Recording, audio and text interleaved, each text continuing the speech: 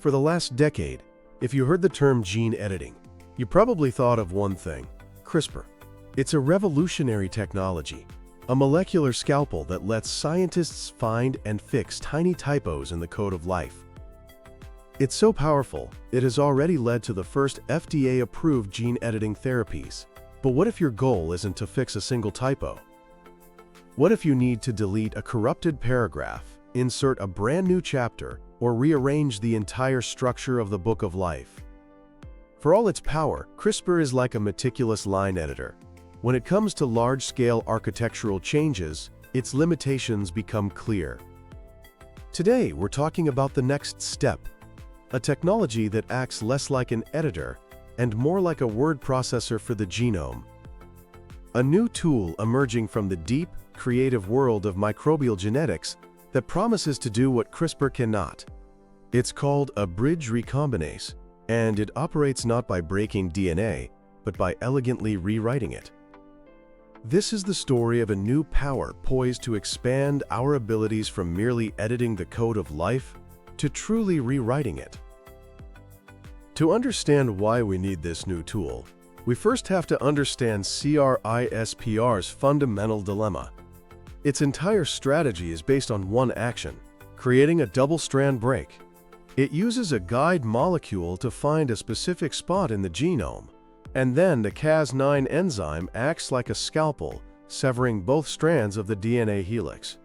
Now, a cell perceives a double-strand break as a catastrophic emergency. It's a 5-alarm fire for cellular integrity, so it immediately rushes to repair the damage. This chaotic repair process is where the editing happens, but it's a process over which scientists have only indirect control. The cell's first responders use a pathway called non-homologous end joining, or NHEJ. This is a quick and dirty fix. It essentially glues the two broken ends back together as fast as possible, but it's messy and often inserts or deletes a few DNA letters in the process. This is great if your only goal is to break a gene to knock out its function. But what if you want to insert a large therapeutic gene? For that, CRISPR is completely dependent on a different, much more precise pathway called homology-directed repair, or HDR. This is where the cell uses a supplied DNA template as a blueprint to fix the break, incorporating the new genetic information. Here's the problem: HDR is vastly less efficient than the messy emergency repair. It's like asking the emergency crew to stop what they're doing and carefully follow a complex architectural blueprint in the middle of a crisis. It rarely happens, especially in non-dividing cells, which make up the bulk of our adult tissues like neurons in the brain and muscle cells. Trying to insert a gene that's thousands of letters long is often a frustratingly inefficient process. Furthermore, the double-strand break itself can be toxic to cells and can sometimes lead to unintended, large-scale genomic damage, which is a major safety concern. CRISPR is a master of the small edit, but it's not the right tool for the grander architectural projects of the genome. The quest for a better system, one that didn't rely on the cell's unpredictable repair machinery, took scientists back in time, to a maize field in the 1940s. It was there that the brilliant geneticist Barbara McClintock observed something that defied the conventional wisdom of her time.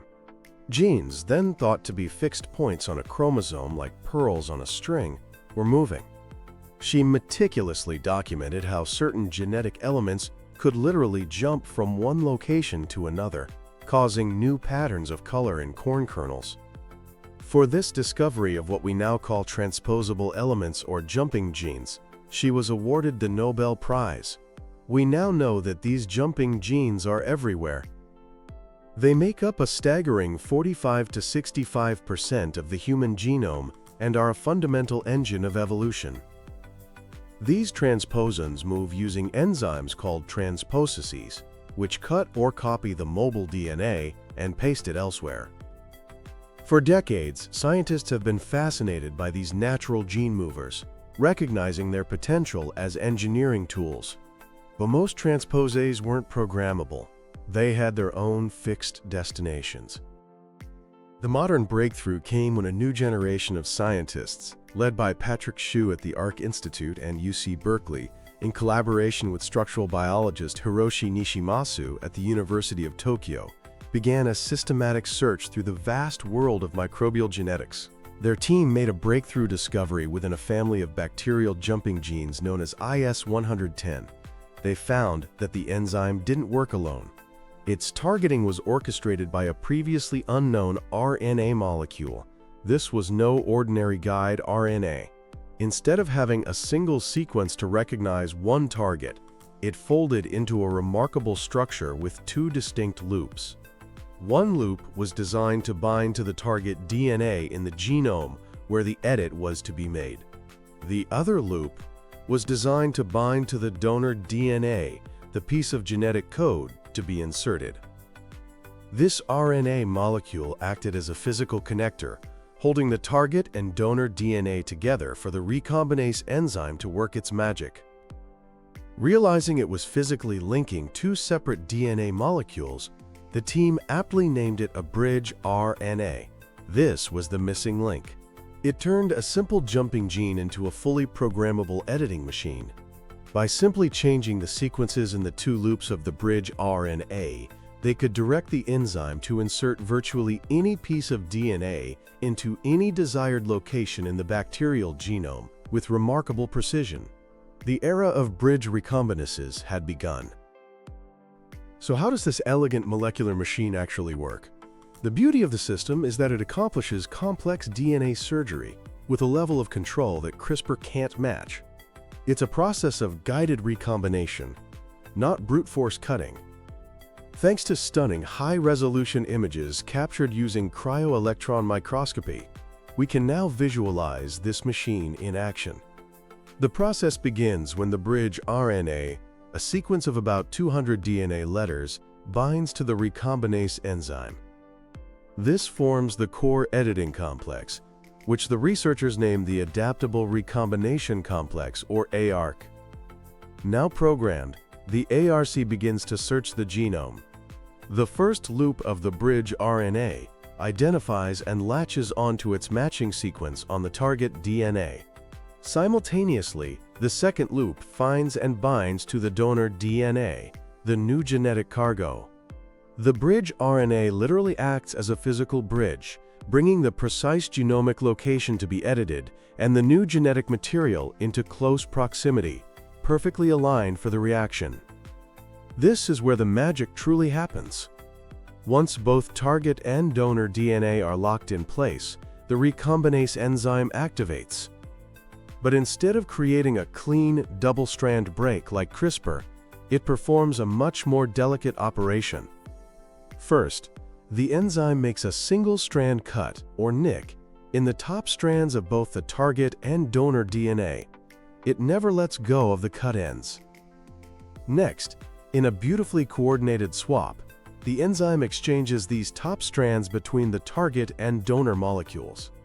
The strands are then stitched back together, creating a four-way DNA structure known as a holiday junction, a classic feature of natural genetic recombination.